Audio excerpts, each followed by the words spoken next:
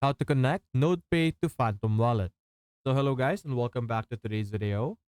So what you're going to do is you're going to simply log into your Nodepay over here and you're going to look over here on the left side. You're going to see you have different options. So click on earnings and over here you will be able to see we have a section over here specifically for wallet connection.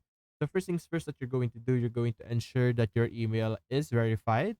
And after that, you have the second option, which is connect your wallet. So simply click on connect over here.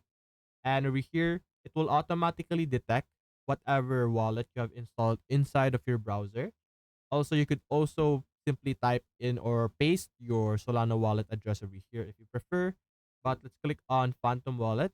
Our Phantom Wallet pop-up will automatically appear over here on the right side or like top right. And it should basically prompt you to log in. So we're going to simply log in over here. There we go. And you're simply going to click on connect as you can see, then click on verify. And you should be able to connect now your NodePay with your Phantom wallet. Click on confirm once again. And there we go. You can see. So that's basically it, guys. If you enjoyed this video, leave a like and subscribe. Thanks for watching.